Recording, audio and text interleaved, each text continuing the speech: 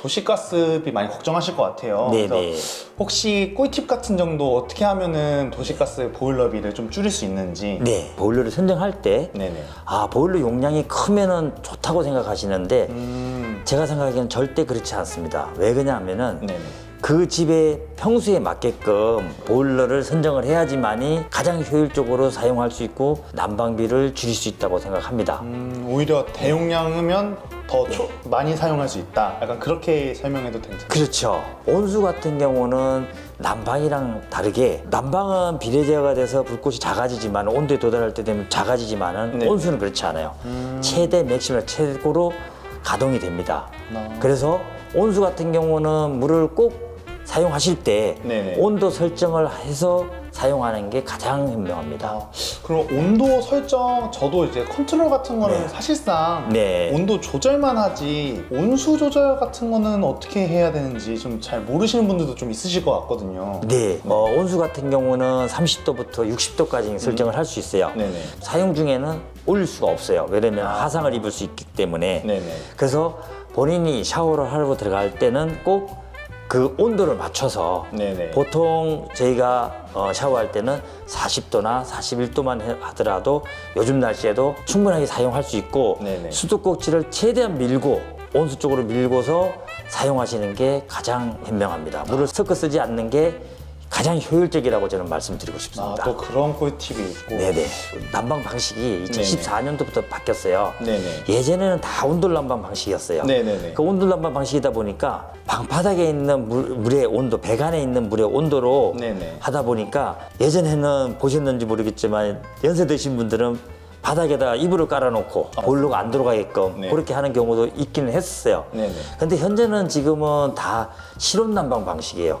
각 방마다 조절할 수 있는 맞아요. 효율적으로 사용할 수 있는 실온 난방 방식을 사용하다 보니까 그 온돌 난방 방식의 온도나 네네. 실온 난방의 온도나 대칭되는 거예요. 똑같은 거예요. 크게는 네. 이제 차이가 예, 없다.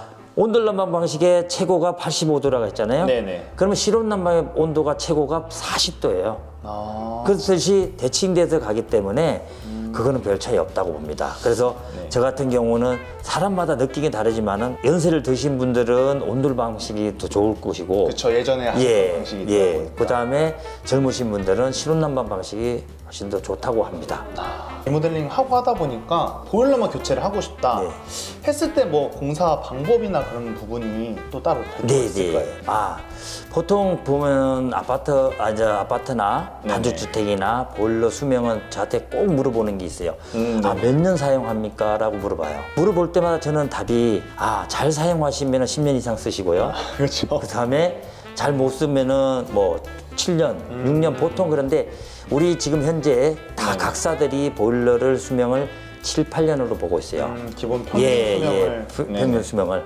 그렇게 됐을 때에 수명이 다 됐을 때 교체를 한다. 아니면은 신제품이 나왔으니까 또 교체를 한다. 네네. 했을 때에는 꼭 배관 청소를 본인들이 하신다는 분이 많아요.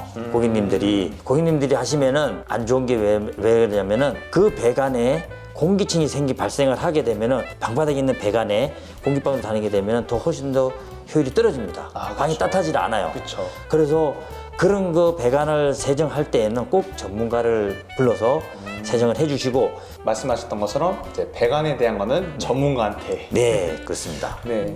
아무래도 보일러만 교체하는 것보다는 네. 신설하는 게 아무래도 그게 더 유리하고 좋은 거겠죠? 그렇죠. 효율이 훨씬 좋은데요. 네네. 예전의 방식과 지금 방식이 틀려요. 옛날에는 배관 방식이 네네. 일자식이었다면 지금은 둥글게 이렇게 나가잖아요. 네네, 맞아요. 방식이 다 틀리니까 옛날 방식보다는 현재에 시공하는 게 배관이 훨씬 더 효율적으로 봅니다. 아파트도 많이 신설되고 하는데 네.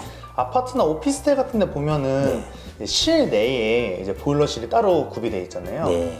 근데 저희는 단독주택 특징상 좀 외부에 저희가 보일러실을 따로 신설을 해서 공사를 해드리는데 혹시 그 두 개의 차이점이나 그래도 조금이라도 효율성이 좀 있는 게 있는지. 자, 우리나라는 주거 생활이 70%가 아파트잖아요. 네네. 아파트다 보니까 공간이 없다 보니까 이제 실내에다가 뭐 베란다에다가 네. 보일러실을 설치하는 경우도 있기는 해요. 다 대부분 그렇게 하는데 네네. 단독주택 같은 경우는 실외 바깥에 있는 게 좋기는 하죠. 자, 왜 그러냐면은 바깥에 있음으로 해서 만약에 예를 들어서 보일러 기계가 네네.